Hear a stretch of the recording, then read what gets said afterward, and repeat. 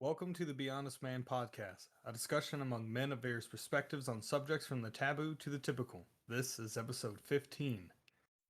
How's everyone's week been, gentlemen? Pretty good, but I do have a gripe, and it is with watching sports.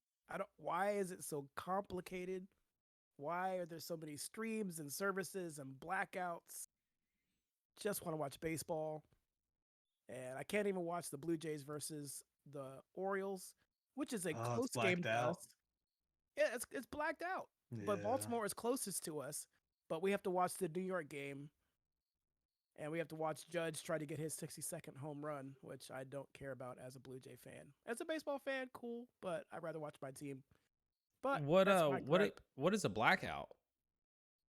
So a streaming service or other something like that won't show your local games because it wants you to watch the local channel. Like it's a deal like, hey, we're allowed to stream, but then the broadcasters of the local games don't like that because then you're not going to watch them and get their ad revenue up. So that's kind of a deal everybody has. yeah, it's a weird thing. It's across multiple sports. Okay. And I don't like it. That's why I don't use any of our traditional streaming services for my football games. Like, I'm paying. I want to pay. Like, take my money to let me legally watch this thing. And they're like, no. So the two that are kind of ahead of the game on this, one much more, MotoGP and Formula One, both you can pay a monthly fee and watch every single race and everything associated with it. MotoGP's, I don't remember how much, but I know it's more expensive. It's like kind of too expensive in my opinion.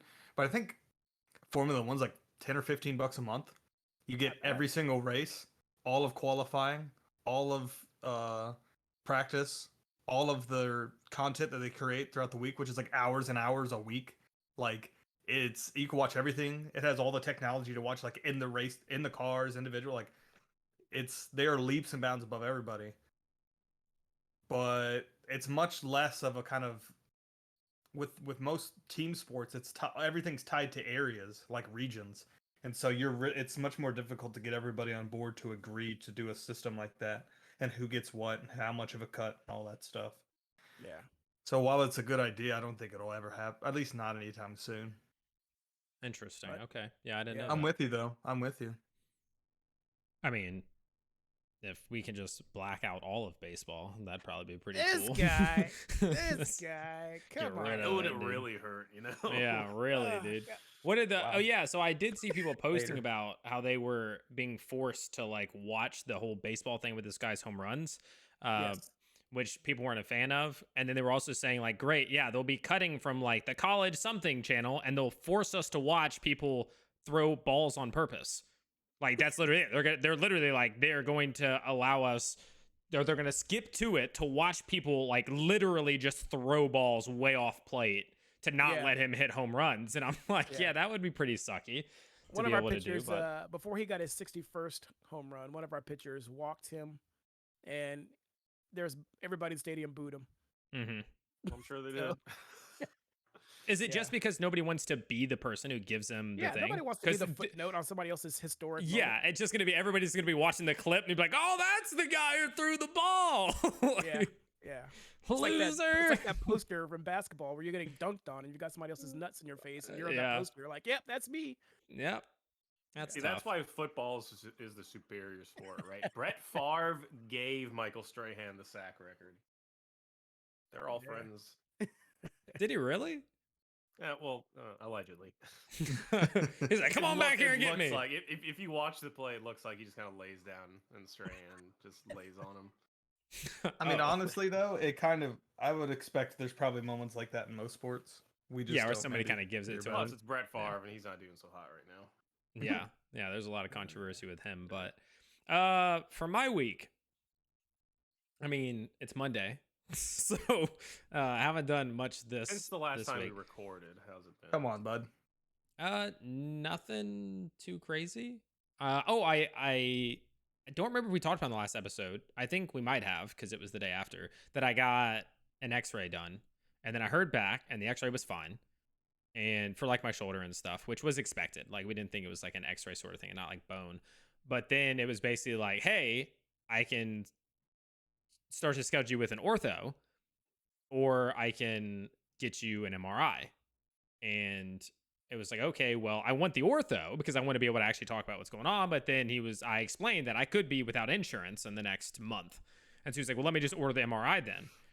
So I got that today. They called me and said, hey, you need to schedule this. So I called the place. And so next Wednesday, I will be getting an MRI. And they were all like, are you claustrophobic? And I'm like, huh? Like, no, whatever. And then people were explaining to me in my stream tonight that it's like, yes, a lot of people actually back out when they get there. Like, people are like, no. And I'm like, why? Like, what's going to happen. Like, they're going to send you in the little tube. You'll be there and then you'll come out. And I didn't realize, because the guy was like, yeah, they're like 15 to like 90 minutes. And I'm like, what? I thought you just like went in. It was like, and then you came back out. I thought it was like an x-ray. And he's like, nah, man, you'll get like a music channel to listen to and you'll just like sit in there. And I'm like, oh God, are you trying to like psych me out? Like, but I'll be able to go in and just be like, okay, I have to lay here very still for 15 minutes. I can do that. Like, I'll be able to power through. But that's going to be interesting. I wish it was sooner, because I really haven't been able to work out for months. I have worked out a couple times, like literally not more than 10 times in the last probably 5 or 6 months, because it's just gotten worse and worse. And then like whatever. And I just feel myself deteriorating. So yeah, I got to get that checked out. Well, Yeah. At least you're on the right path. Yeah, but I still want to meet the ortho. That's the annoying part, is that he's like, all right, I'll just schedule an MRI. And I was like, no, I would still want to meet the person who's going to be able to actually tell me what to do. Like, let's get that going at the same time. So if I get this on the 12th, then on the 14th, I have an ortho appointment, like, let's not wait. And then it's the 23rd or something, So I'm going to follow up with him tomorrow now that I have that scheduled. There you go. Stay on it, man. Mm-hmm. I've kind of been the opposite, I guess. I've been going to the gym a lot. I didn't go on Friday. It was my wife's birthday, so we did some stuff for her. Yeah.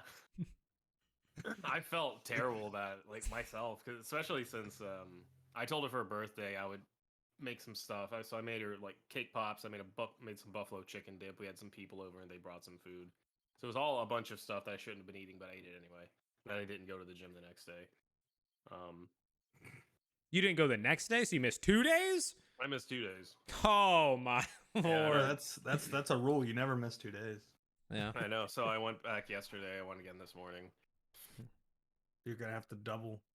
Yeah. I'm gonna go again. I'm gonna go again tomorrow. No, you're going tonight. You're doing some 2-a-days, bro. Nah, I'm kidding. I don't know, man. My triceps are like destroyed. Are they? Yeah, dude. Yeah. My butt cheeks is sore. But that's about it. Yeah. So Sean? Yeah, I don't have much to report. It's been weather's been awful here. Yeah. So I had to work during the worst of it. It was the busiest day I think I've ever had at my station. Not fires, I'm guessing. No, I was on the medic. It was genuinely, I can't think of a busier day that I've ever had.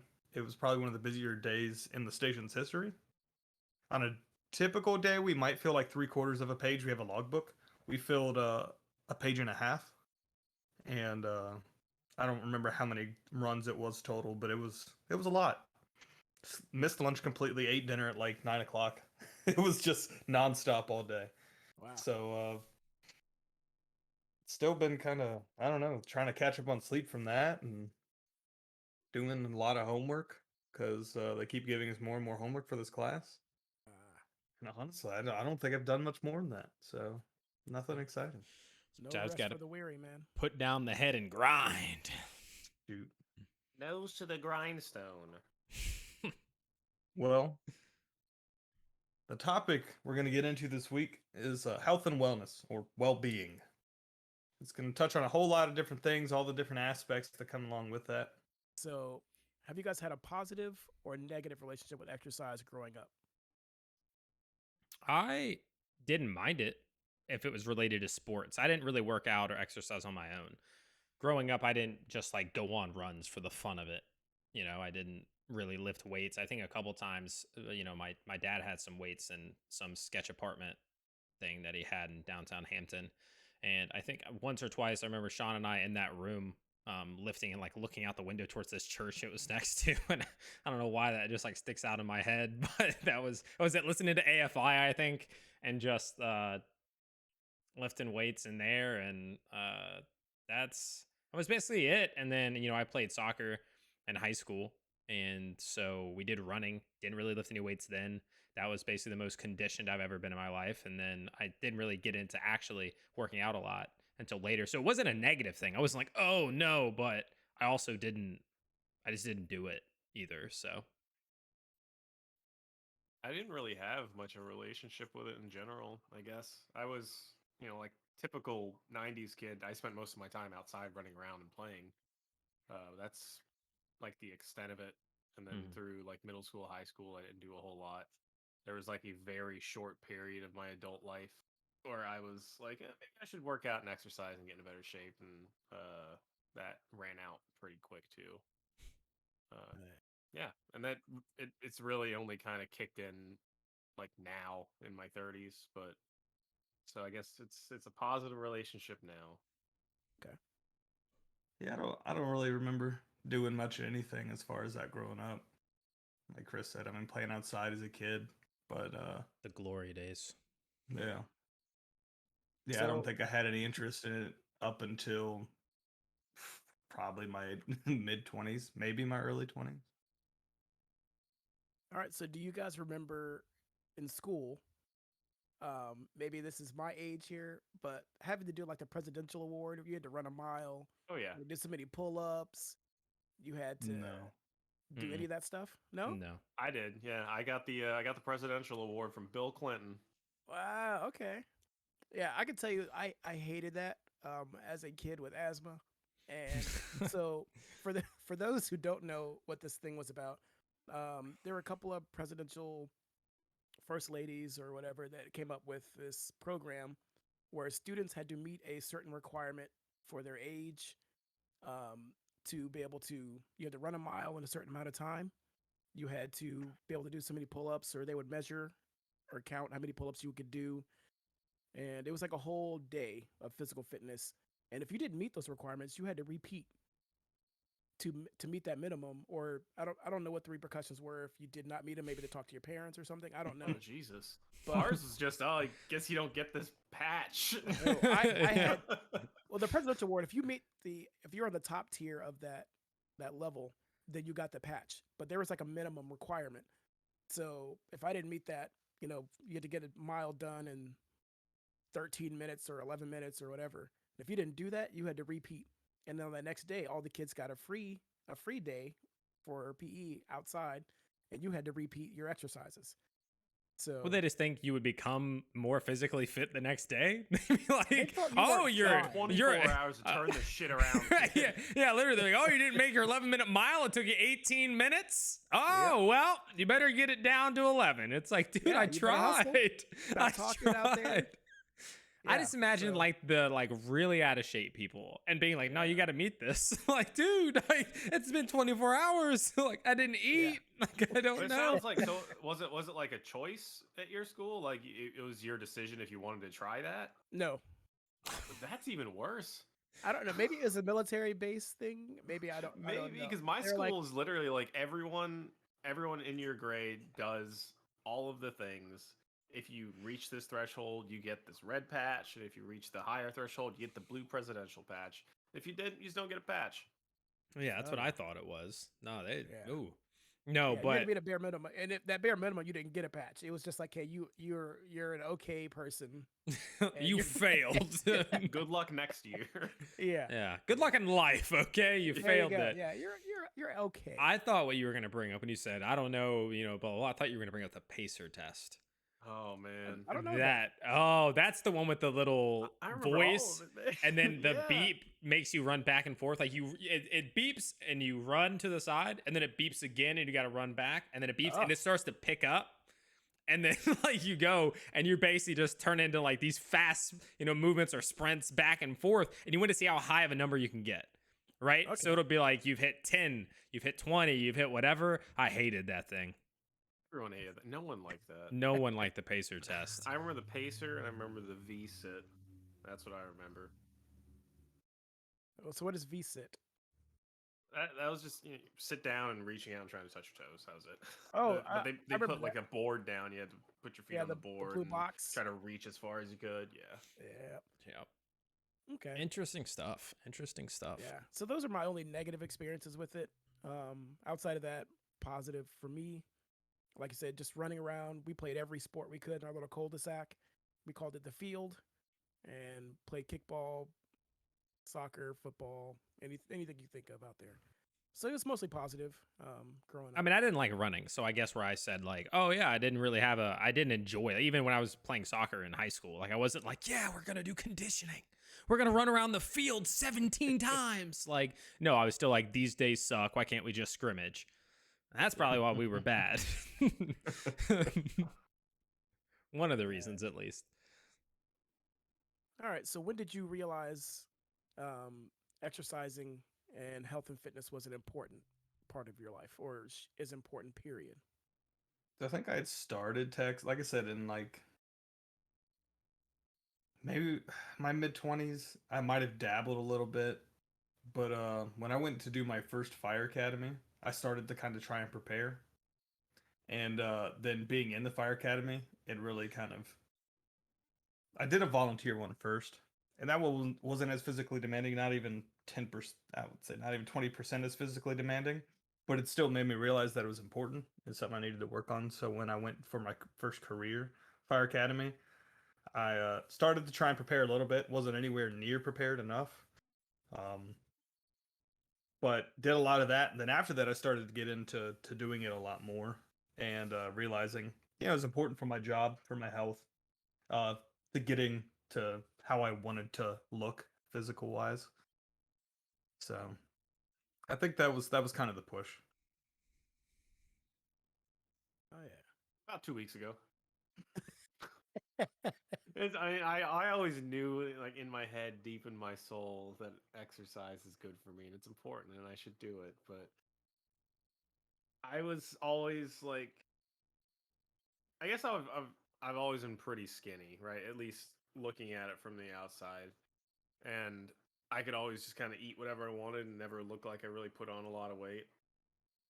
So I never really worried about it up until recently when I found out that I'm possibly dying and realized maybe I should kick it into high gear or A gear. So Well, for anybody who didn't listen to like the last episode, the episode before, whatever, context on that. I'm not actually dying. I just have really high cholesterol. Yeah, so he went to get. It's been a lifetime of not exercising and eating like shit. So yeah, so he basically went to get blood work done and found out he had really, really high cholesterol, the kind that it's like, hey, you need a medication in to change your life, and so that's kind of what led him down this path 2 weeks ago. I started it. I would say so. I enjoyed being more fit or losing or shedding some weight when I did the soccer thing. And I kind of wanted it then, but I didn't really start to take it seriously until I got a job at GNC, the General Nutrition Center with supplements and stuff, which I literally got because I went to a wedding with my mom and the store manager was there and was like, I think you would be good for this, and just hired me as the assistant store manager, like no experience or anything like that. And I was just like, oh, okay, sure. And so I started to work out and just started to really enjoy it. And, I use this cliche thing all the time. And a lot of times that I bring this up or talk about it is that it kind of lit a fire and taught me the idea that like with work or effort comes results. And so I was like, oh, if I actually put in the time and I go to the gym and I work out and I learn how to do this and I learn how to do that, and I don't skip and I actually dedicate, and commit to the diet and stuff like that, I will get results. And I did. I went from like 210 pounds to like 160. And so, and I looked better. I had more muscle and stuff like that. So I would say, I think I was 22. I was 22 when I really was like, okay, I'm going to get into this. And so that was like 2012. Okay. Yeah. So I kind of had a similar story with Chris with the whole health journey. I didn't really need to do much of it. Kind of did it a little bit here and there. I enjoyed riding bikes, so I was riding my bicycle a lot. Lost a lot of weight that way. Didn't really have much weight, period, But as my age started creeping up, my metabolism started slowing down, and the things that I ate slowly started sticking to me.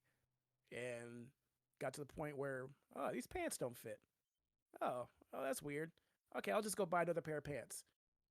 Then I'm buying another pair of pants, and I'm like, okay, this isn't looking good. I'm trending in the wrong direction.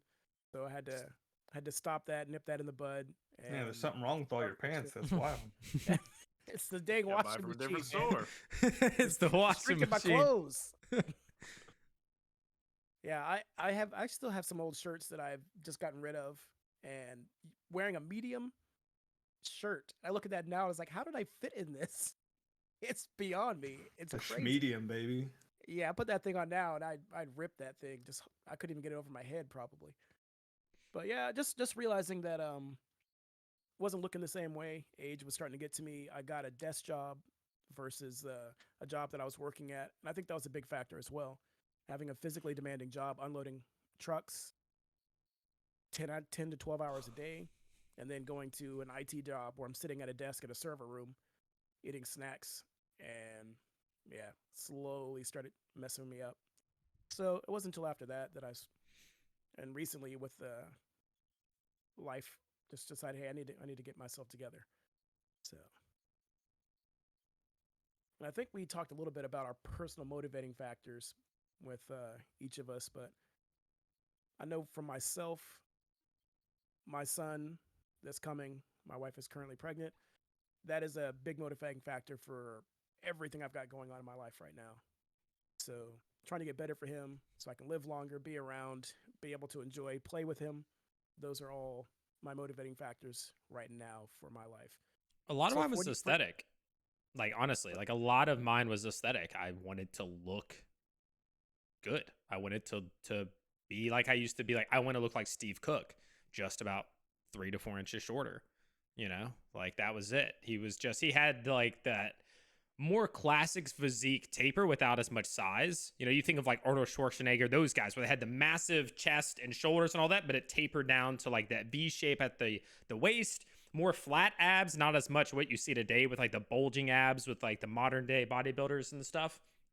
And so that's what I wanted. He you know, competed in where they wouldn't even, like, legs weren't even part of it. It was just like board shorts. You would wear that and you would just look incredible from like the waist up, you know, like slender waist, big arms, chest was, you know, formed, good lats. Like that's kind of good legs though.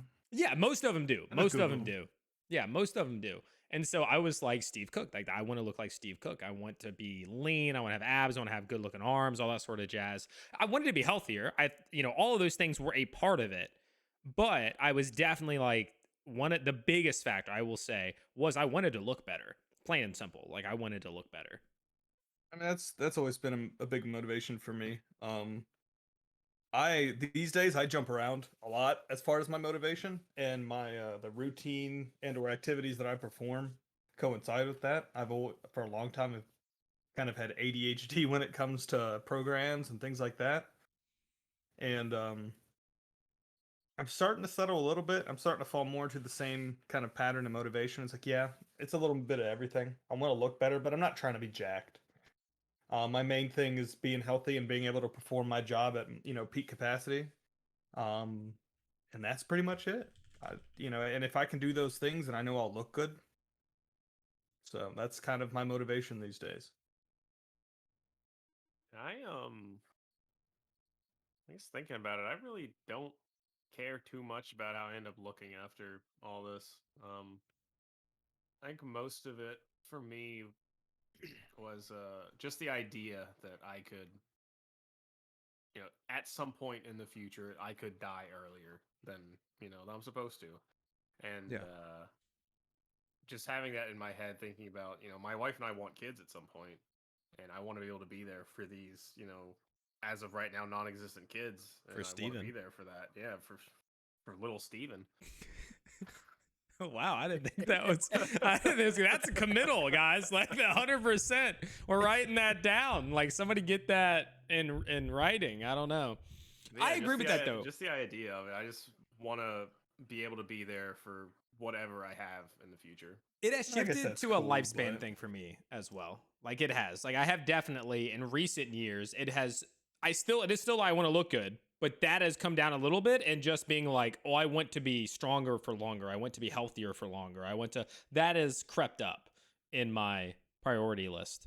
All of that's important, you know, kids living longer, but being jacked, bro, like that's that's all that matters. Being real strong, you know. Being People strong. died. Being jacked is forever. Take your muscles to the Pretty sure grave. Ziz said that. I'm pretty sure. You Myron? You Myron, bro?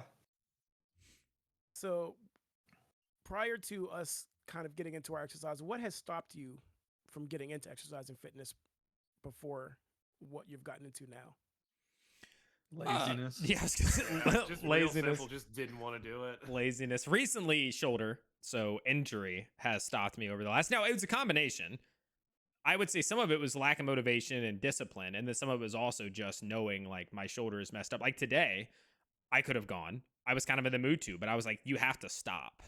Like you can't keep going in and trying to force this. You don't even know what's wrong with it. Like it could be torn. It could be like, and then you're going in there and trying to pick up weights and be like, oh, this hurts. But like you're just doing it. Like it's a terrible idea. So injury, same thing, you know, when I pulled my hamstrings playing soccer and had to take the time off. And then like the general theme, laziness, lack of discipline. Yeah, I mean, it's like if you look at me in person, like straight on, I look like I'm probably in decent shape, but it's never been that way. So I know that at least in my 20s, right? I dated a lot in my 20s, and I never really had a problem with it.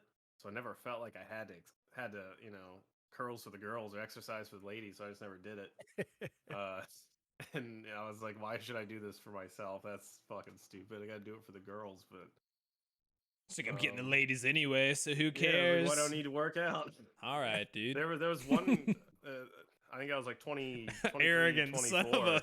Yeah, I was 23 or 24, and I was single, and I started working out, and I started dating this girl. I was like, fuck it, don't need to work out anymore. Already got one. So who needs to work out when you're this handsome? Yeah, it's my sparkling personality. That's it. Wait, who But- did you start dating after you started working out? Ashley. Oh, okay. Yeah, I started working out. I was working out every day. I was drinking like protein shakes and shit. Cool. I was like, I'm gonna get jacked for Big this timing. for this next girl, and then I didn't have to get jacked. It's like, well, I don't need to be jacked. How long did this last? Like a week and a half? You're like, Yeah, that's the thing is it didn't last long. yeah. You were like, oh, I get jacked for the next girl. Lifted like one set of dumbbells. It was like, oh, you got a new girlfriend. Yeah, it was like 2 weeks. It was like, Mission alright. accomplished. Yeah, Wow. but yeah, it was mostly I just didn't want to do it. I was lazy.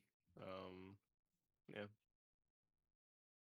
Yeah, I know for me, I didn't think I needed it because, like I said, I was young, metabolism was high, and I was like, I mean, I'll do it if I want to, but I didn't really need to. I didn't feel a need, but definitely realizing later in life that there's a lot of internal stuff, not just external. What's reasons for also working out. that idea of, oh, if I'm skinny, then I'm fit and healthy. And that's Yes. that's not reality. You know, I mean, that's Chris's case in point. You know, nobody looks at him and goes, oh, that's a big boy, you know, like getting there, but like nobody really looks at him and does that. And so, yeah. And yet he has awful cholesterol. So Awful. yeah. Skinny fat is a term.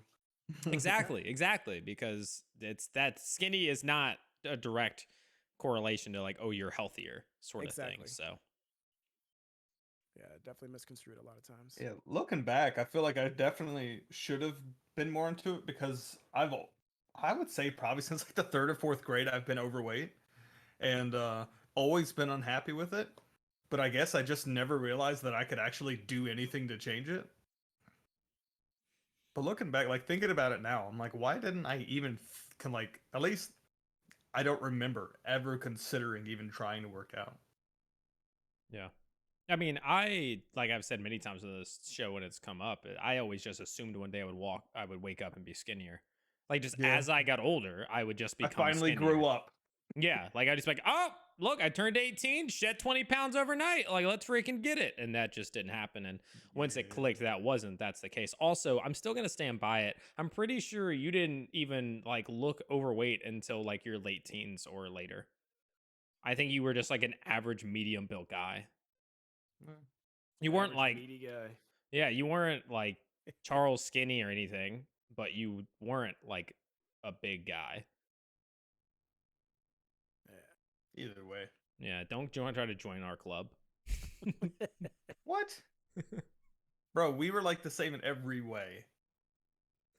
What? You copied me. I was chubby, so you got chubby. I had long hair, so you got long hair. All right, I'll give you that. Followed me playing everything I played, did, and all that stuff. Like, you didn't really start thinking for yourself until high school, and you were like, I'm gonna go play soccer, and I'm an athlete now. Well, you had brown hair and brown eyes, and I didn't, so we weren't the same. You started cussing and turned your back on our morals. All of us can be perfect. So yeah, well, you could try. You know, that'd be a first. Oh, I was just talking about you not having brown hair and brown eyes. Yeah, you're the odd man out, man. Oh yeah. Well, whatever, dude. All right, so we talked about our motivations and what has stopped us before. So when it comes to working out, do you think it's better to join a gym, or do you think it's better to work out at home? Gym. Yeah. From personal experience, I have a home gym. I've had it for years. I put it together. I've got a weight rack, like a full power rack. I've got barbells, got several hundred pounds of weights. I've got curl bars, dumbbells, kettlebells. I mean, I've got all kinds of stuff, and I hardly ever use it. Sometimes I'll get in these little runs where I'll actually utilize it and stuff like that. But if I have a, what do you call it, a membership at a gym, I am much more likely to work out. 100%. Yeah. Now I have a lot of workout stuff we have a small gym at my station. That's where I do like most of my working out. But yeah, a gym membership is the way to go, man. It really is. Unless you have no interest in anything like that and you just want to do calisthenics and stuff. I think you just go to a park, or I guess you could still do it at your house, but like, it's really, really good for that motivation. I have a place to go to do it. Yeah, I think I think for 8 or 9 out of 10 people, get your gym membership. I think for that 1 or 2 people that just have that insane next level discipline, then sure, maybe you can do that at home. But I also ended up with a home gym when Chris, I, and Roland lived together. I had a squat rack out in the garage. I had some other pieces of equipment, hundreds of pounds, and plates, dumbbells, the barbell, bench, all that. And I also went through times where I used it regularly.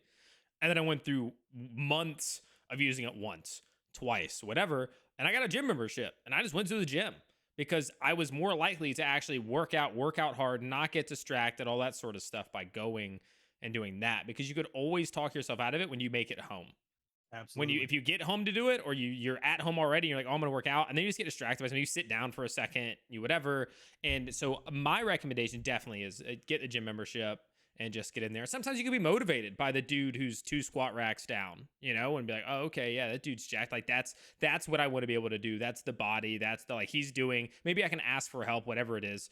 But I 100%. I think you do that, because you will talk yourself out of or find something else to do if you try to do it at home. And even when I was motivated and I was working out regularly, the home gym would be what would kind of like kill it.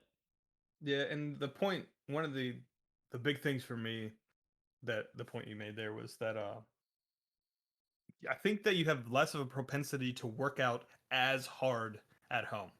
Mm-hmm. Like it's almost like you can make more excuses or something like that. And you're like, you know what? These squats were heavy. I did 2 sets of them. I know I'm supposed to do 4. I think that's enough. Like if you're at the gym, you're just gonna knock them out. That's my personal experience.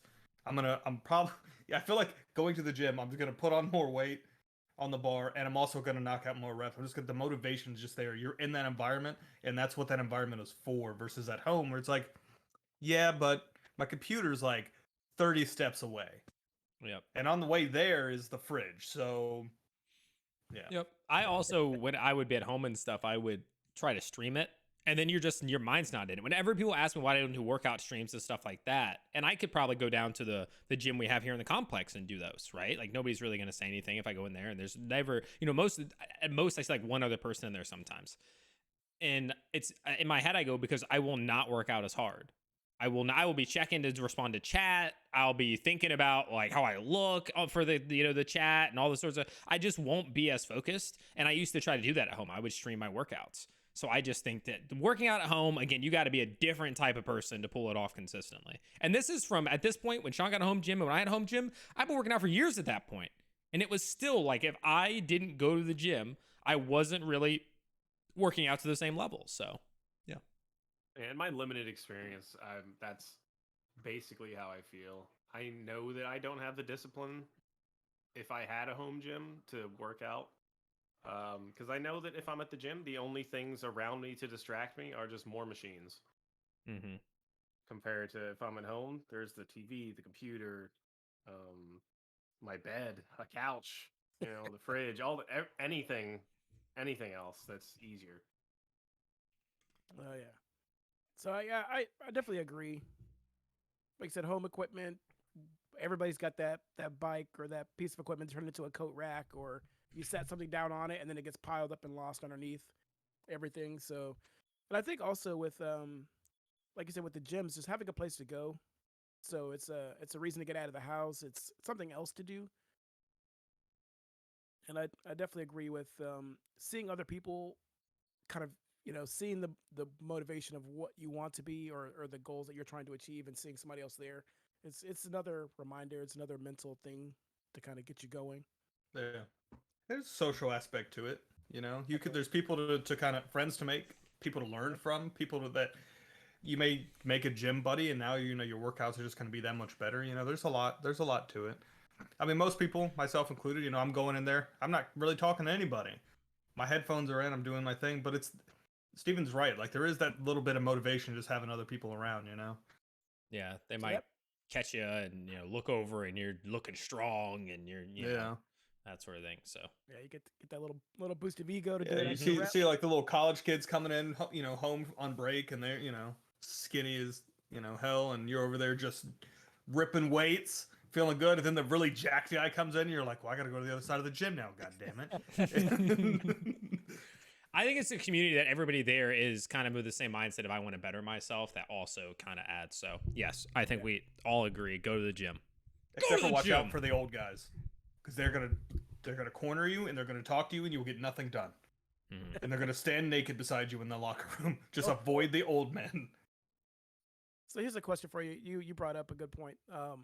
So do you think it's better to work out with a partner or solo? I think it can be good either way. Yeah, I would say the same. I think that depends on the person.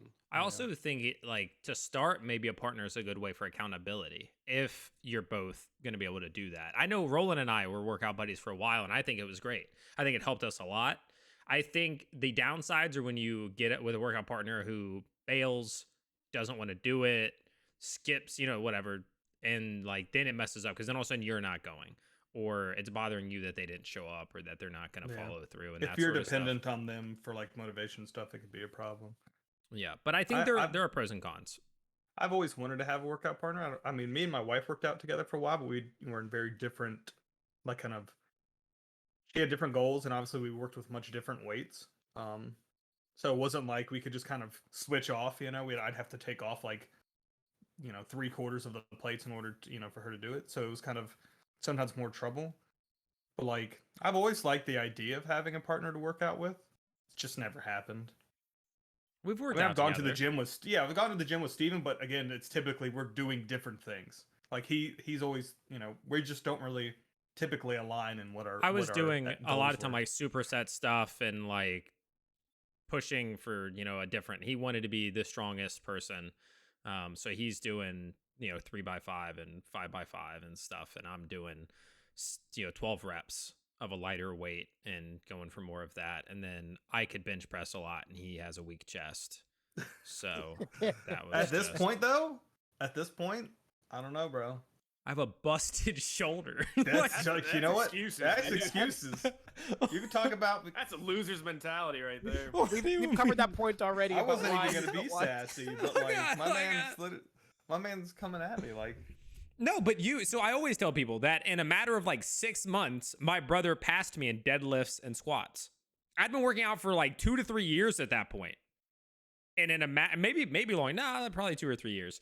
And in 6 months, he was squatting more and deadlifting more than me. But I also didn't do those things for the same reasons. Like I'd go in and do like 12 reps, maybe 175 pound squats or something and be like, okay, cool, we're good. And he'd go in there and be like, all right, 285 pounds, 5. All right, 325 pounds, 5. That sort of thing. And I just didn't. He was doing an actual weight progression program.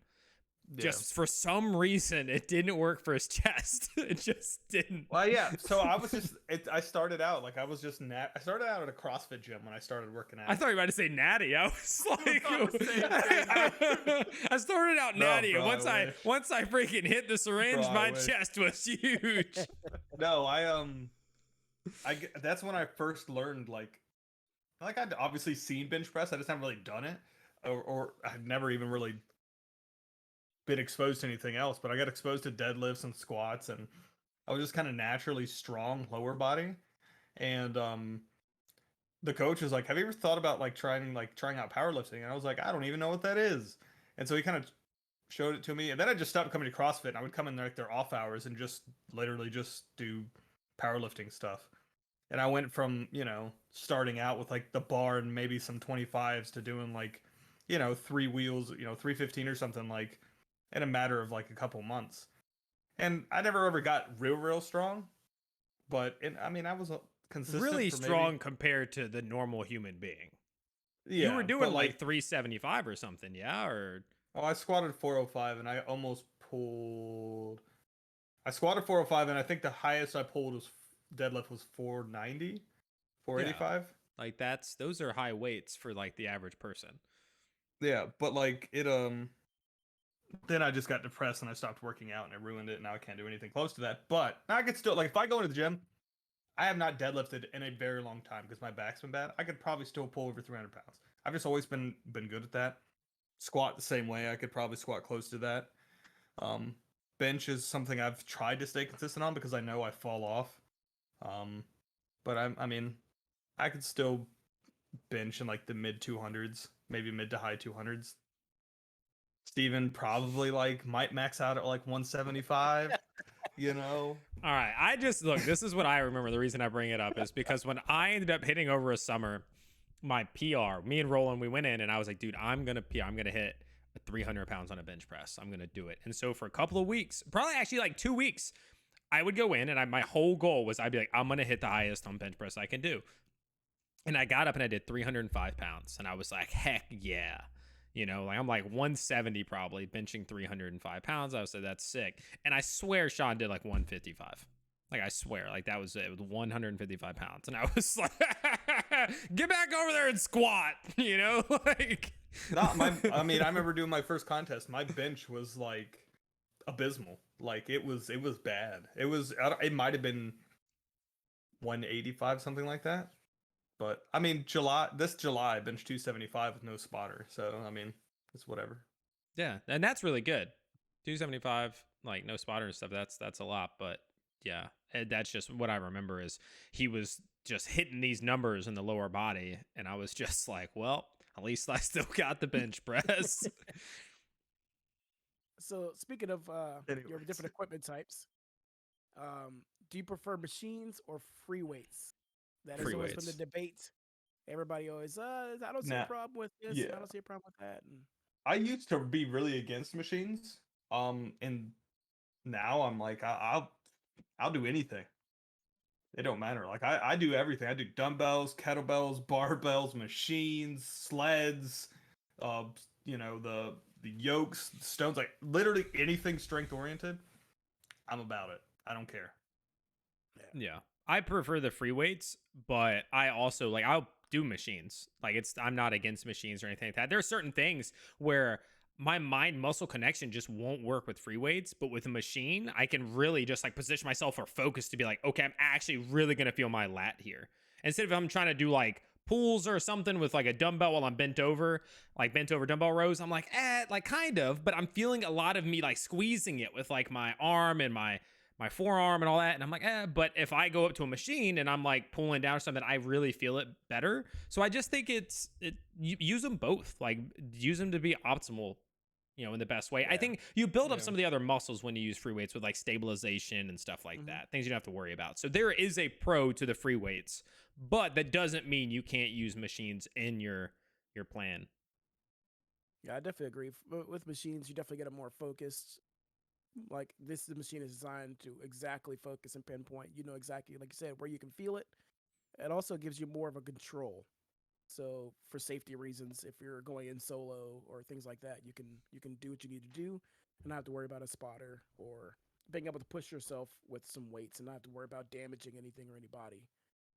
But definitely free weights are the way to go for most, I think, of your workout if you're doing like strength and things like that, because it does, like you said, focus on the stabilization, and it does give you that chance to be more controlled on your own. Most people who go in on their own, I would say, are told or choose to start machines first because it's more straightforward. There's instructions, right? It literally will be a picture and be like, this is working out your scapula or whatever, like this is your lats. What you want to do is put your feet here, your arms here, and pull back, like it shows you. So most people are like, okay, I'm going to do that. And then they just need to be able to build their way up and become more familiar. But I don't blame people if like they're getting into it and they start with that, but then go over and maybe grab the weights for some curls and shoulder presses and stuff.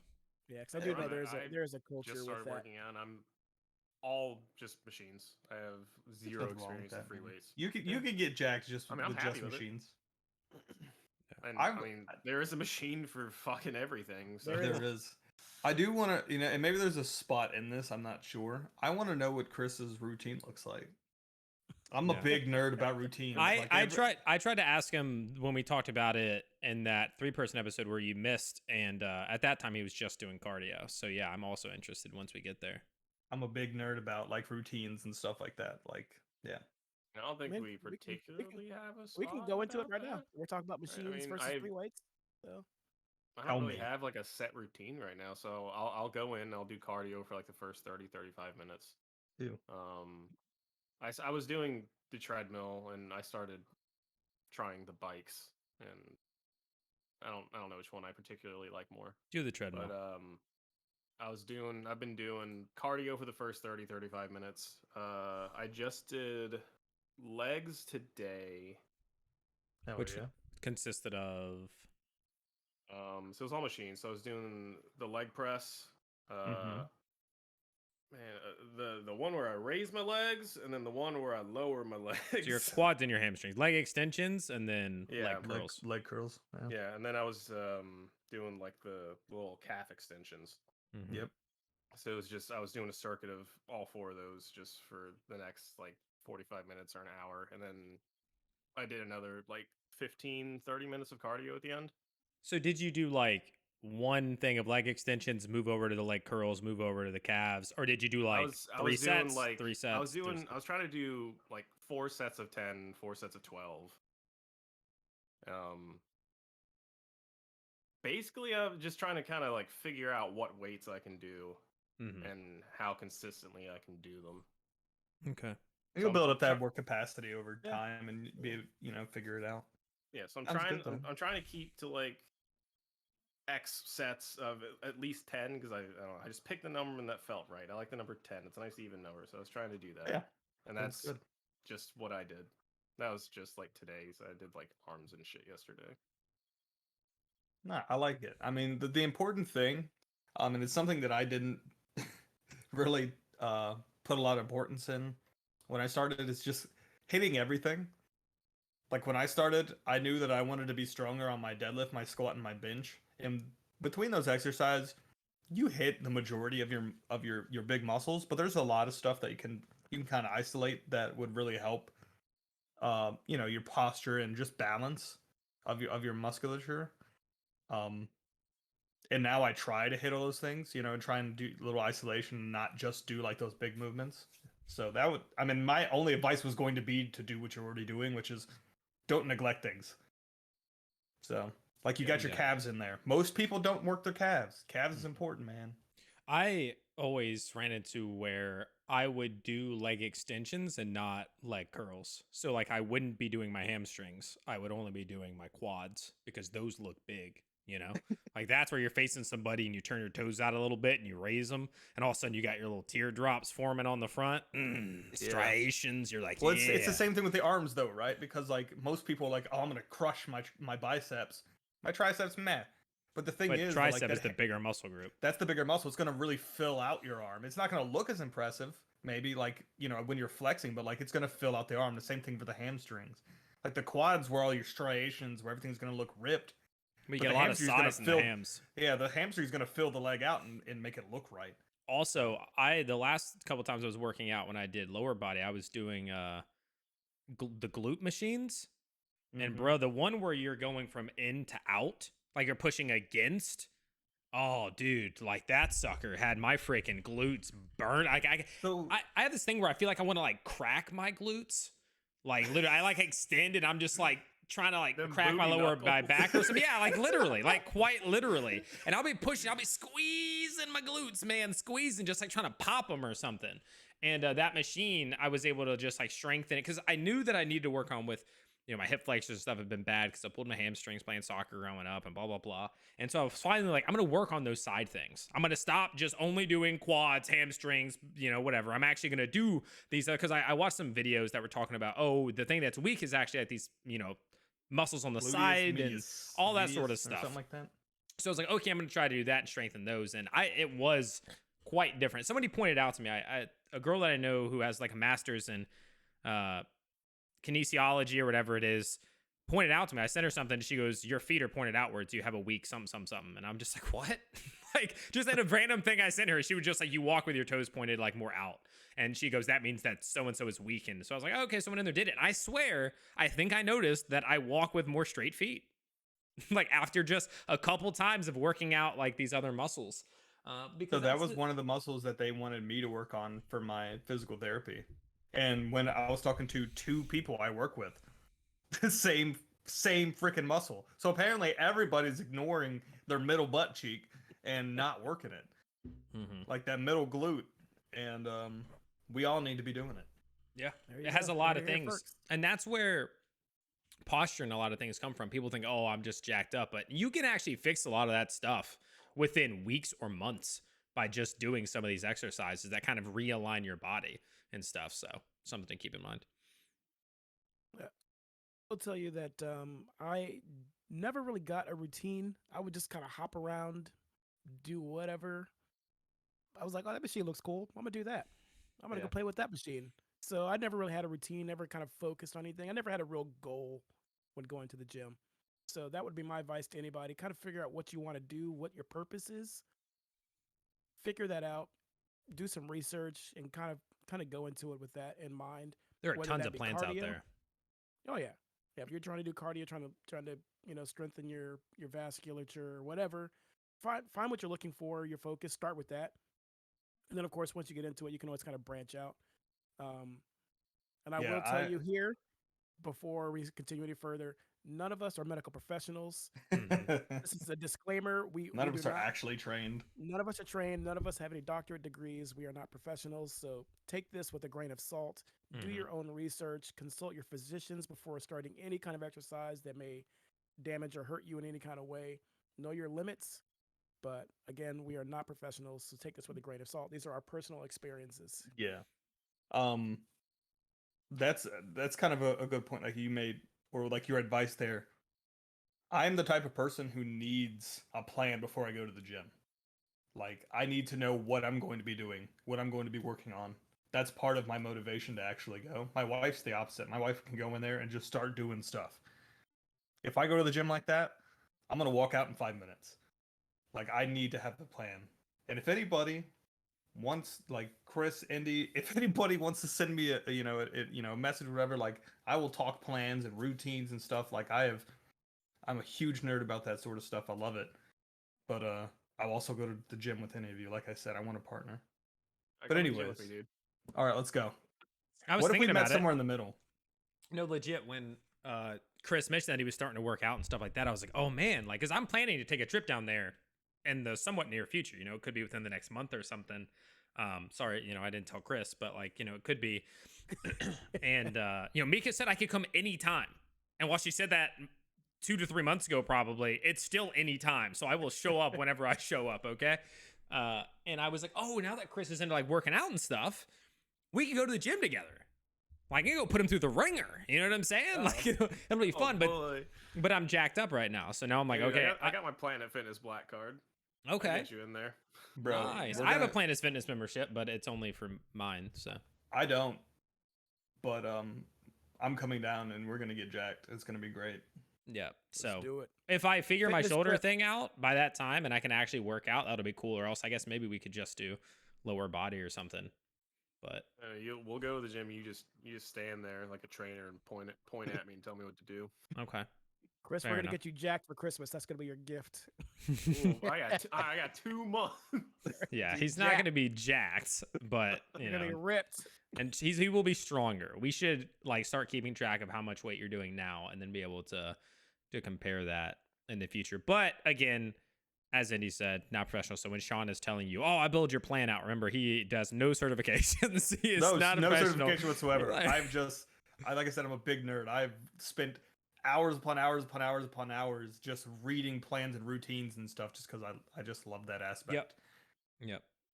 So Yeah, so I will say that part of my whole wellness and fitness journey, I've started with diet, and I've lost as much weight as I could with that. So now it's time to add that exercise portion of it. So that is something that I'm looking into currently. So this episode is kind of good for that for me to kind of get my mind on that train of thought. mm-hmm. We'll just do what we did with Chris in therapy. So go to the gym. That's it. Go to the gym, Indy. That's it. Next episode, you have to come back and be like, well, I went to the gym. Went to the gym. Didn't like it. Cancel membership day one. That's the worst time to cancel. You got to pay the sign-up fees. Well, I was with Planet Fitness for a while, and wife and I were going pretty religiously. Then the pandemic happened, shut us down. And then, of course, the whole fear of everything kind of took over. And I think it is very interesting, and I guess it's kind of accountability thing. But Planet Fitness would not let us cancel it virtually through email or phone call. That's not accountability. You have to come to the You have to come come to the in there. facility and say, "Hey, I want to cancel," so they can go, "Why?" That's them saying they probably, if we make it hard, they'll probably just say, it's $10. Yeah. But yeah, I thought that was pretty interesting. But I did go down in person and I did cancel that membership. See, So. this is partially why I will probably never get a partner, especially among my friends group, is because I despise Planet Fitness and refuse to go there. So Yeah, it was cheap and it was close. Man. Yeah, It was cheap and it was close. yeah, just I don't also do go it. to Planet Fitness because it's $10 and it's around the corner. And Yeah. so that's that. So, with all of that being said, and talking about diet what I just went through, so how do you guys feel about supplements and the weight loss industry when it comes to our fitness and overall health? Does it have a place? Is it too much? For starting out, not really. I mean, not supplement wise and all that stuff. Like most supplements are going to have very, very small effects on anything that you try to do. It's more of a min-maxing thing. And that's just my personal opinion. I want to say, like, if you look into like people who know what they're talking about, who aren't trying to sell you something, that's what's important. You got to try and find people who aren't trying to sell you supplements. They're mostly going to tell you the same thing. I mean, if you're really pushing it and you're locked in, then stuff like your creatine is going to kind of give you some benefits. Obviously, protein supplementation comes in handy if you're not getting enough in your diet, but getting it through your diet is going to be better than protein supplementation most of the time. So it's I don't know. It's not a big deal. Some people, it's a motivation thing. Like I'm not, the one thing I can't speak on is what is that, a pre-workout. Never got into it. I know a lot of people, like, they cannot work out without it, which is a sign of weakness. I'm just kidding. It's just, I've never been into it. I do protein shakes. I listened to a podcast here recently with some well-read folks, and they were talking about protein, and I've been doing them in the morning because he says that, after the fasting that you experience at night, you really need to get some protein kind of in the system to kind of stop, to get your muscles kind of back into anabolic state to where they're actually growing and using the protein versus being catabolic, which means they're like eating the muscle. And so I started doing that, and that's all I really mess with. So having worked at GNC, right, getting my foot in the door, GNC guy here. I will say that most of what people come in to buy, they do not need. One of the things we got requested the most, or that stood out the most, outside of the people who wanted the stuff that flushes your system for drug tests, was the weight loss stuff. They wanted pills that would help them with weight loss or make them lose weight and all that sort of jazz. And most of it, caffeine. Yeah, most of it is nothing. Like it's just random stuff. Like, and I would never really recommend a lot of it. I will say, in a similar vein to what Sean said, the things that are the most researched, tried and true, it's your creatine and your protein. That's it. And again, protein is good if you need more. Like if you're trying to hit a certain protein number, some people really overshoot. I think most research points to just get like, a certain number of grams per like kilogram of body weight, that sort of thing. And there's calculators out there for it. Find a good one, do your research, and you'll be able to see, okay, if you're 170 pounds, maybe you only need 189 grams of protein. And that's like a solid amount for you to actually be gaining. Some people think you need 250, 300 grams of protein and stuff when you're 160 pounds. And that's just, I don't believe that to be true from the research. And then creatine is actually, I just think everybody should take creatine. And that's not like, oh, I should take that if I want to be optimal or whatever. I mean, research has shown like creatine is actually even good for your brain. So, you can look into that. There's a lot of things, for instance, out of the Huberman Lab podcast from Dr. Andrew Huberman, where he talks about that and how, creatine is something that just take it. It's like 5 grams a day. You just, I have a flavorless one. I just put it in water and drink it, and it draws water into your muscles. And so it will naturally just make them look a little more full. Like your muscles will just be a little fuller. And it also does have research that shows like better muscle endurance and strength.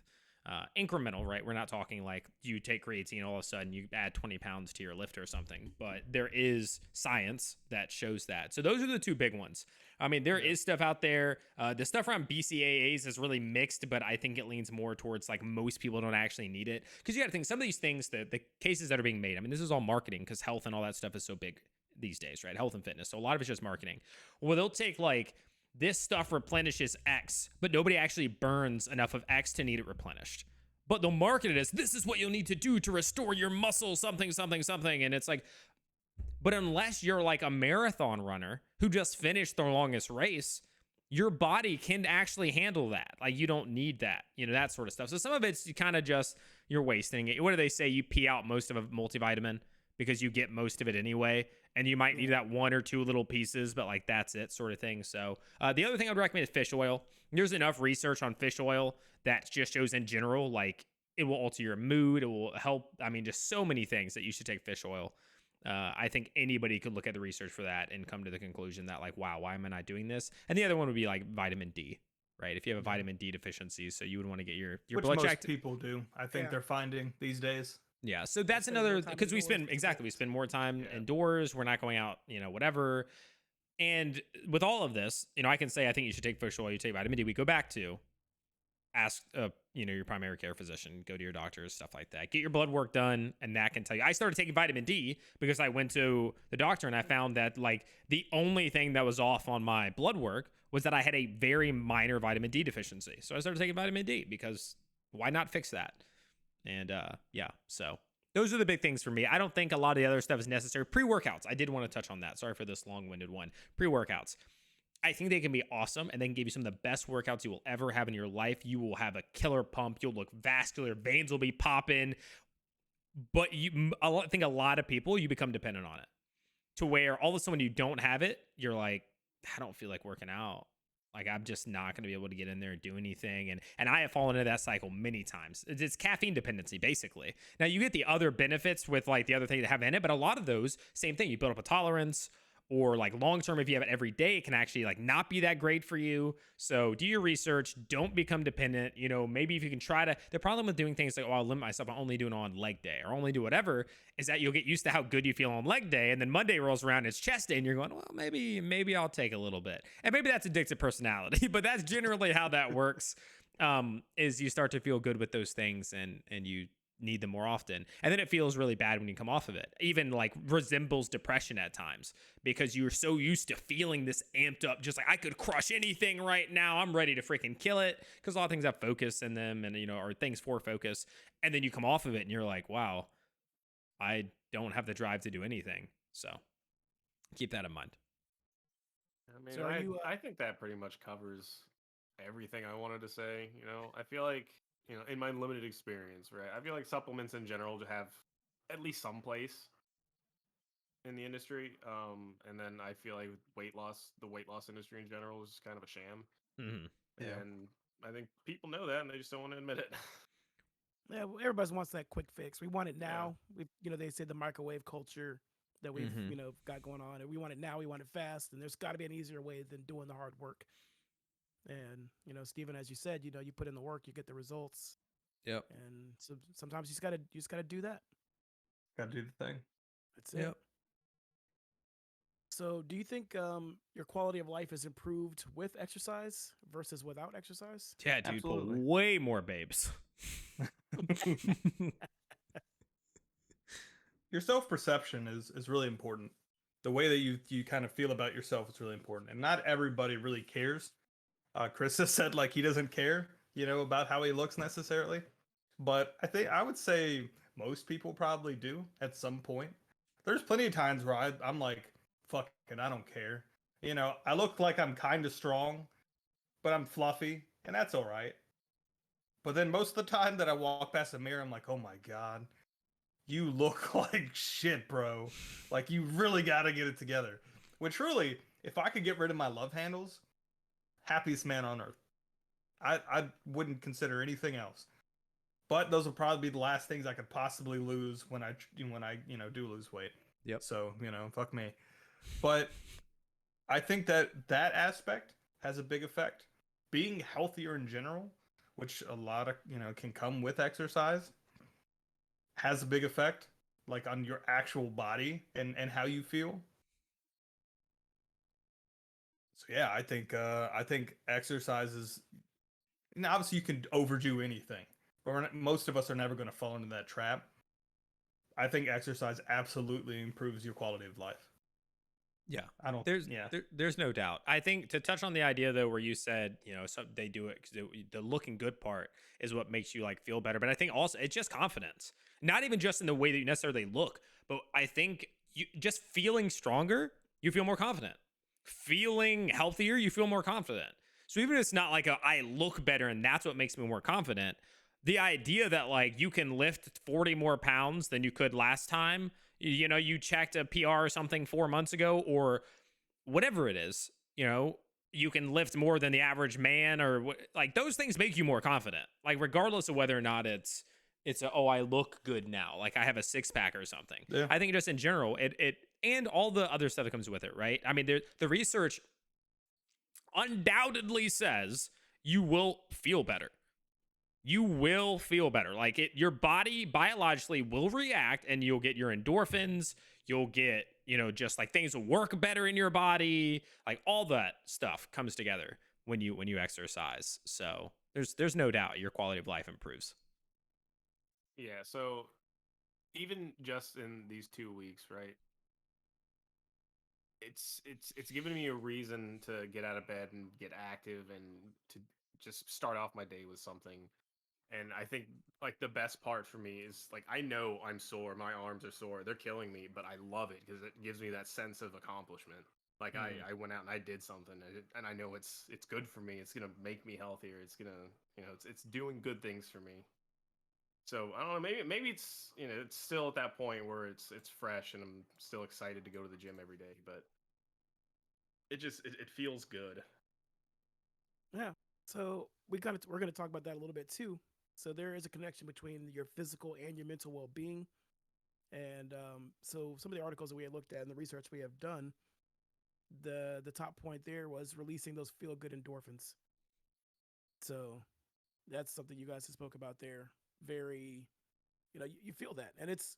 I think we can all speak on that. We've got to that point where you're like, oh man, like you said, you got out of the gym and you feel motivated, and it kind of makes you want to go back into it again. Mm-hmm. And I want to go to the gym again tonight. It's gonna be closed by the time we're done, but I want to go again now. Yes. Yeah, see, that's what we're talking about. And so our next point, has anybody got to this point where it takes your mind off of things? Have you ever gone to the gym as like a way to get out there and distract yourself? For sure. Yeah, absolutely.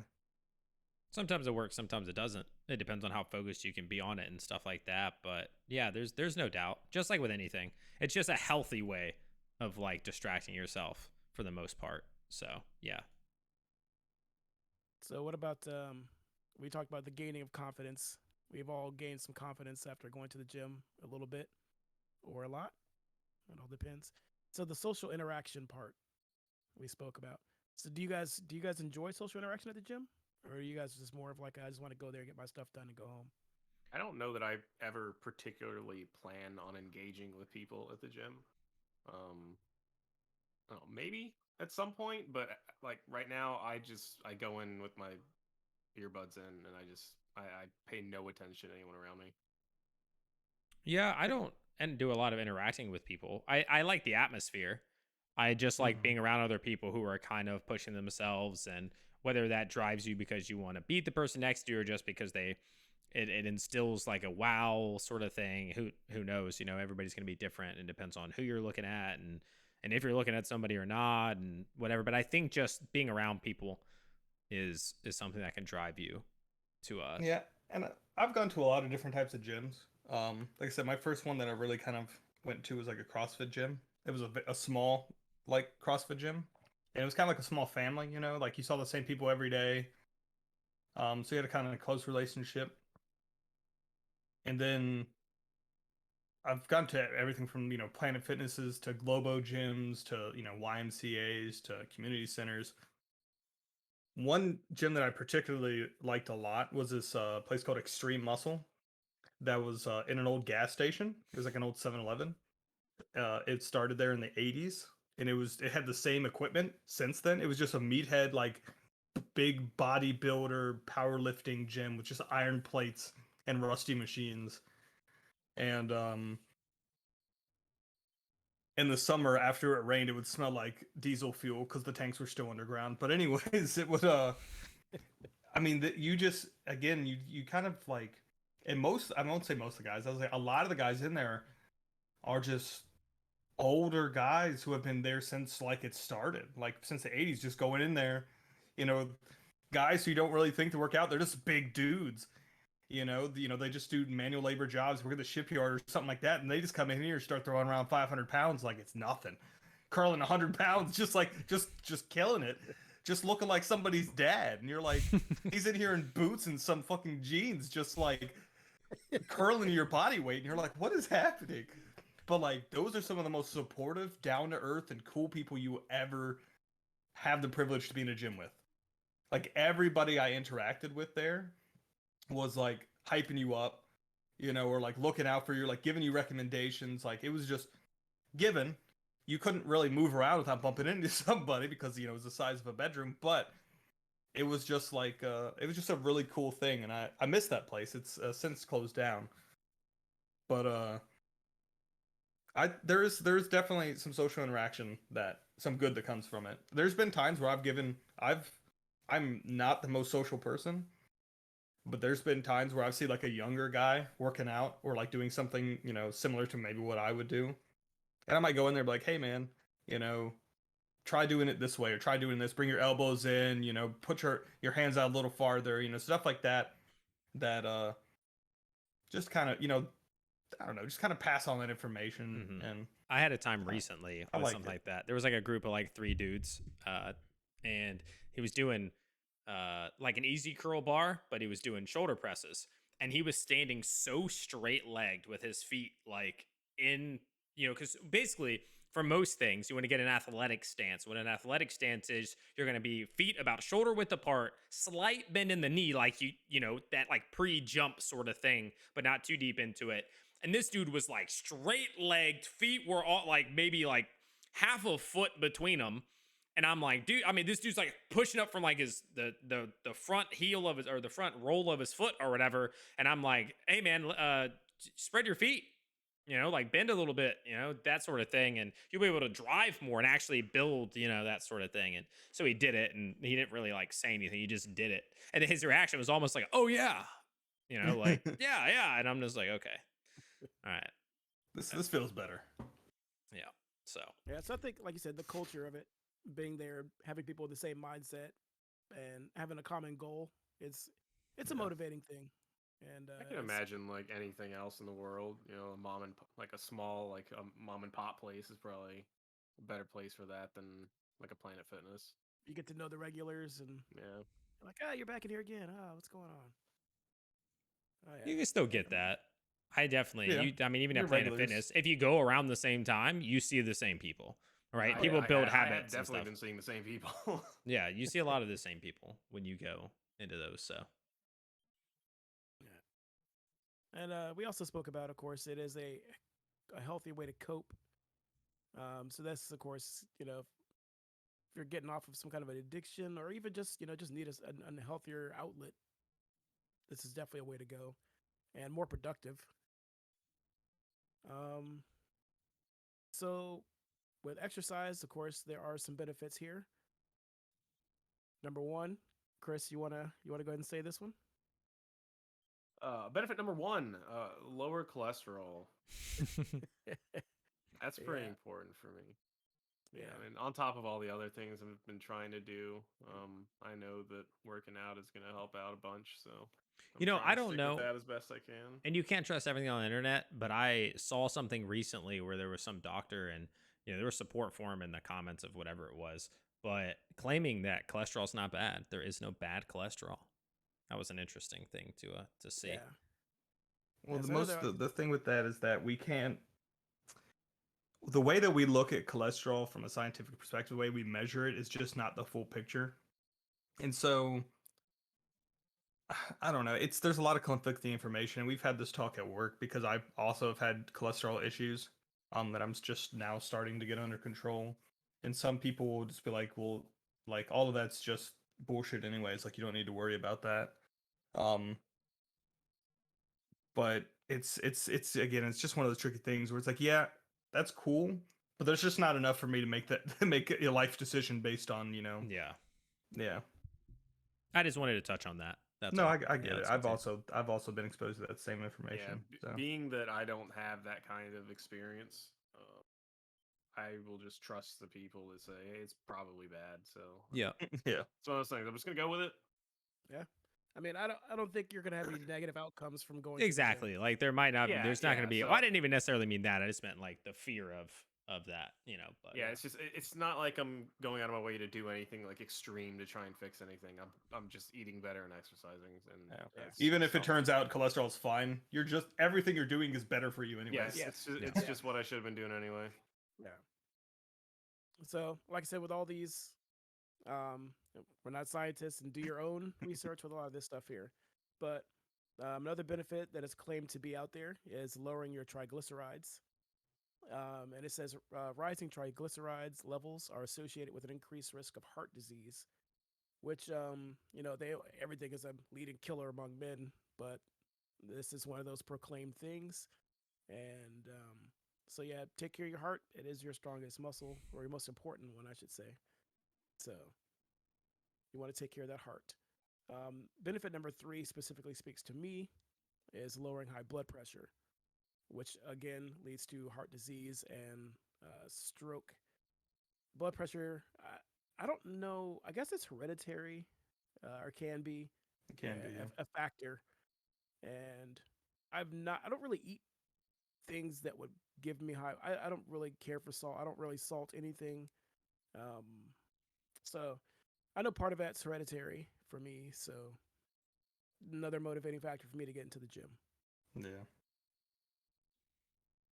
Reduced inflammation, and I thought this was very interesting because I would feel like going to the gym would actually get you more inflamed.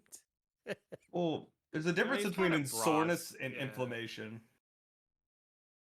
It's kind of a broad one, so I'm not really sure exactly how it means that. But I'm guessing maybe more working out. And again, Well, not scientists here. Yeah, I was gonna say. I was thinking, if inflammation is kind of what like drawing muscle in or blood into like an area sort of thing, a lot of time like, it has to do with that. And maybe if you're driving your blood towards a muscle, it takes away. I don't know. Not a scientist. You're just strengthening. Not when you're working out, you're not just strengthening just muscles. I mean, you're working everything else connected to it, and everything that helps your joints and everything like that. So your joints, which are more likely to be inflamed than most people, are going to be healthier from you exercising and better able to deal with any illness or ailment that you have. It's like a long-term type thing. People have their joint issues, and as long as you just keep working them out, you keep exercising those joints and those muscles, that's supposed to help you. Well, they do tell you that, like with knee inflammation and things like that, you need to get out and walk. Yeah. Don't just rest it and let it sit in atrophy. You know? That's not good. So benefit number 5, better blood vessels. And vasculature is a thing. And I guess some people in the gym community actually want that, like extreme vasculature. I find it very odd, but hey, it's some people really enjoy that stuff. Bro, I tell you what, when I get a pump and I've got some strong veins and stuff going, you know what I mean? Like, I like it. Yeah. When you got a nice pump and your veins are popping, like it's solid. Like when I'm doing curls, I have a really nice vein that flows like right here, like a prominent vein. And when I'm actually like lifting and stuff, oh yeah, I've gotten compliments on it. There was a girl that I was talking to as a nurse, and she was just like, "Oh, that vein, I just want to stick it." And I'm like, well, "That's weird," but like, but like that was her thing. Like she saw the vein and was like, "Oh yeah," like I noticed that right away. Like you would be so easy to just be able to like it. I'm like, okay. And so whenever I go somewhere, they're like, "We're gonna have to draw blood. What arm?" And I'm always like, "Go ahead, go ahead." 'Cause that sucker, you can literally see it go all the way up, come down, and I'm like, "You want me to squeeze something first? I'll pump it up." Like I'll pump it up. Yeah. But if I'm I get one like that on my forearm, the back of my forearm, that just I'll get the screaming, same, bro. Get the same. It'll come through here on that side too, but I don't get the vein up through here as much on that side. But on this side, it's super noticeable. But it feels good when you're working out and you got those veins popping, like your forearm, just like a line. It's like a map coming down your forearm. You're like, Dah! Yeah, it's the extreme guys that really kind of get you grossed out. But I do when you're like 3% body fat and like you just everything you just see all the veins because there's nothing between that and the skin. Because they're severely dehydrated and a step away from death. Yep, but looking shredded, looking strong, brother. They're the weakest they've ever been because they can't. They have no fuel in their body. They barely made it to the stage. Oh god. No, it's legit. Yeah, that we don't need to get on that whole thing, but there is a big discussion about how some of these pass out on stage because of it. Like, extreme undereating. Not a big fan of. Well, no, they're like dehydrating themselves, and then they're up there just like flexing to like stay tense the whole time, and they're exerting energy that they don't have because they haven't been eating much, and then like they're not drinking and all this stuff, and like it's not good. But that's a big thing in MMA right now is weight cutting. It's all sports with a weight class. I mean, you cut people extremely. Are cutting like 30 pounds to get and down then to their weight. You weigh in, and then you just eat, boy. You gain those 30 pounds back in like 24 hours. Like you go, they're upstage looking shredded as they've ever been, and then they got like 3 dozen donuts sitting in 2 large pizzas. They get to the fight, they look like they went up 2 weight classes. All right, so our next one we have here, benefit is lowering your risk of diabetes.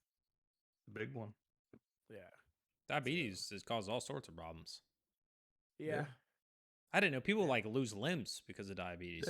Yeah. I had a coworker who lost a limb, and she was bedridden in the hospital. And then eventually she lost her life. Unchecked diabetes, bro. She wasn't really taking it serious and didn't really. I don't know if I think she's kind of given up, and was done with it. She had lost one leg and then another, and then she's just passed away. And it's terrible because I still work with her mother, I actually just saw her today when I was leaving because I left work a little late today. So I saw her today, and she's asking me, how's your family doing? And I was like, oh yeah, my wife's pregnant, this, that, and the other. And I was about to ask her the same question, but I didn't because I knew what was going on. So I was like, how are you doing? Mm-hmm. So yeah, take care of yourself, if not for yourself, but for your loved ones. And number 7, it helps prevent colon cancer. And we've talked about that in the past. I went through my colonoscopy, and there's a history of it in my family. And I had an uncle who was not blood related to me go through an issue with his colon where he ignored the signs, had to go to the hospital on a family vacation at that, and he had a big blockage. They ended up having to remove his colon. Luckily, they were able to reroute his intestines and everything, so he doesn't need a colonoscopy bag. But now he has to take like a lubricant to help him poop and get his stuff moving through his system. So take care of yourself. Do what you can do to prevent these issues. And a lot of this stuff that are physical ailments are preventable by working out. Like our lifestyles that we have now, sedentary desk jobs, really a detriment to, I think, people as a whole, and specifically men, and with what we've got going on. That's crazy. So, you rerouted his colon, like they took it out completely and then just like put that sucker back in.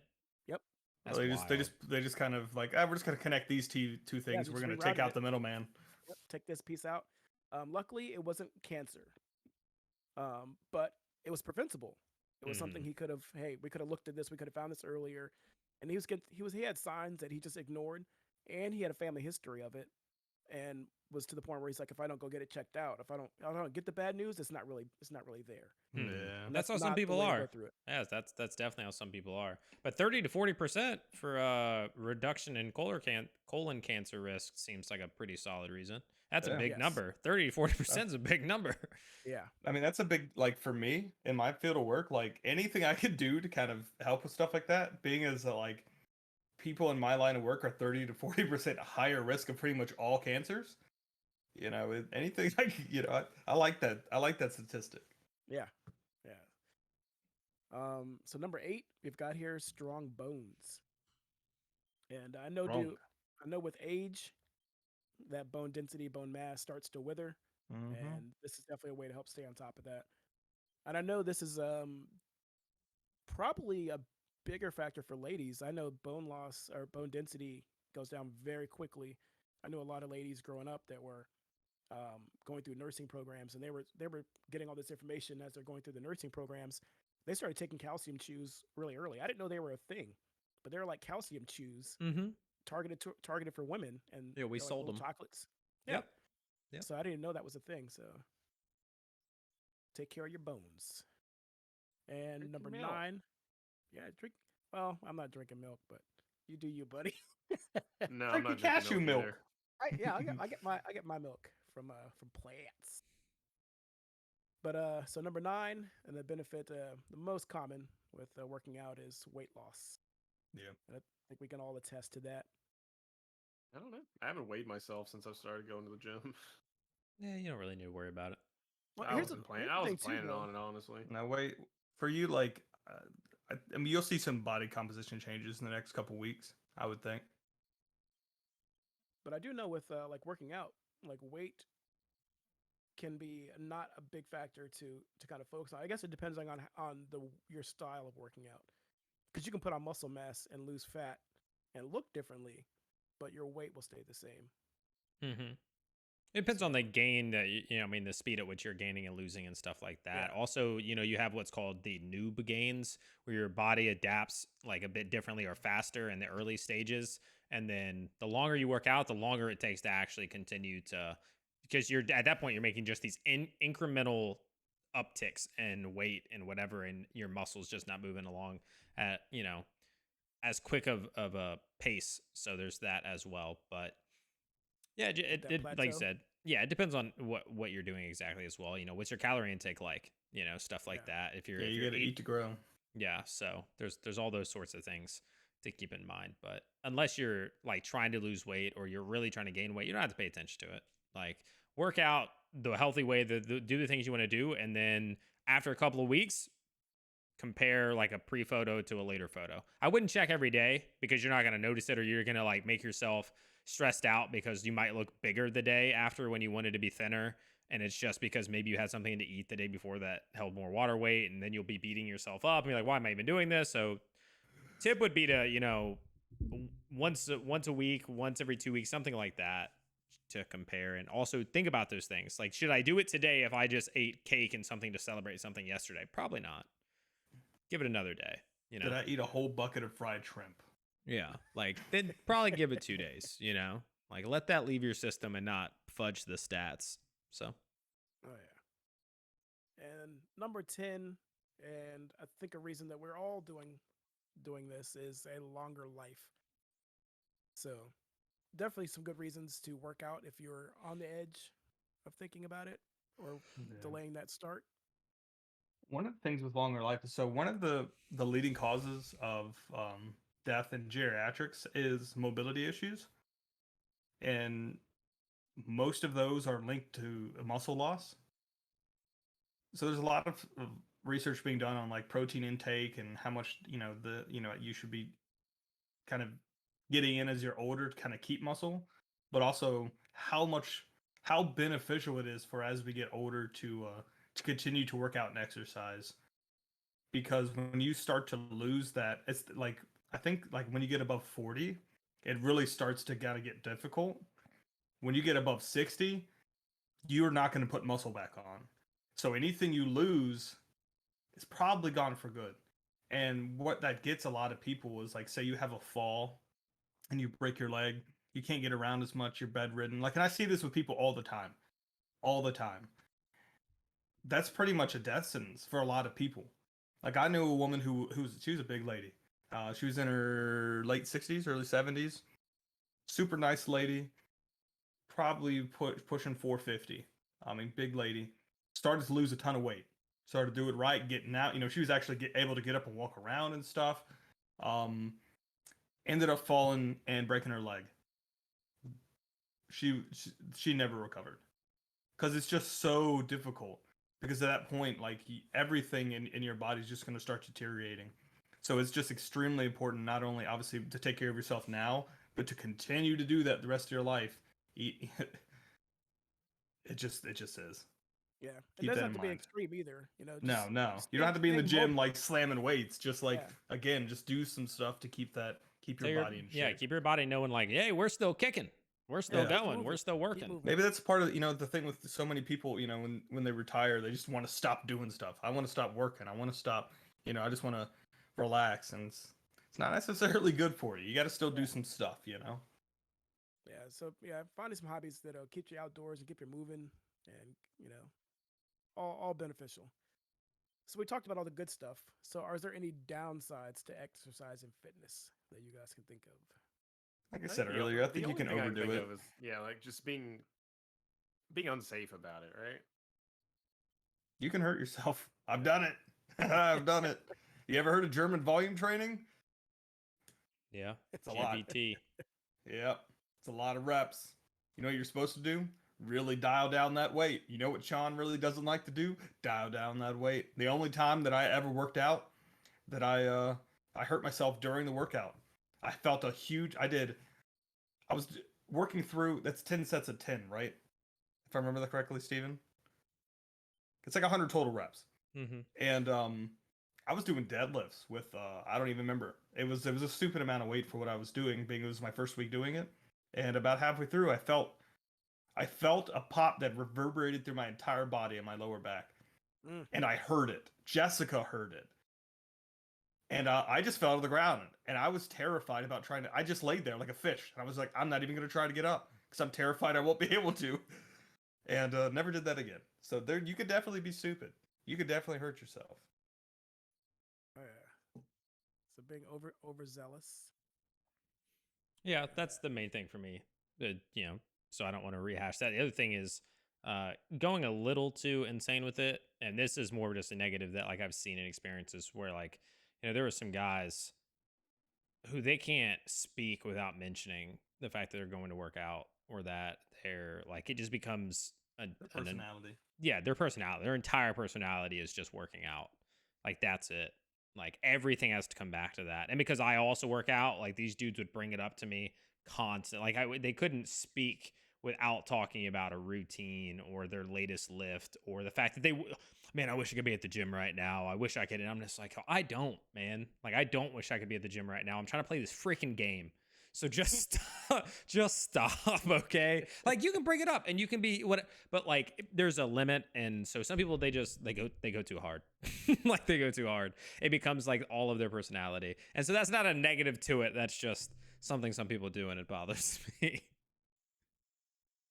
Just don't be a dick. Yeah. I guess there are worse things to be annoying about, but like that's just one of them. Yeah. Yeah, so I think just the main overall thing, just going too hard, too aggressive, it can be addicting.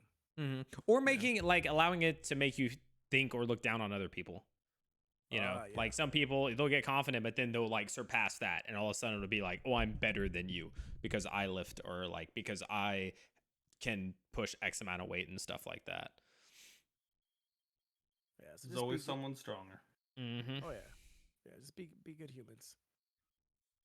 All right, so I think we've pretty much covered these topics here. So just make sure if you're going to do anything from anything we've discussed here today, do seek a professional. We are not professionals. Take all of this with a grain of salt. And we would like to thank you for listening to the Be Honest Man podcast. You can find us on all of our socials. BeHonestMan.com has everything listed for you. We're on Instagram. We're on TikTok. Find us anywhere you listen to your favorite podcast. And until next time, be honest, man.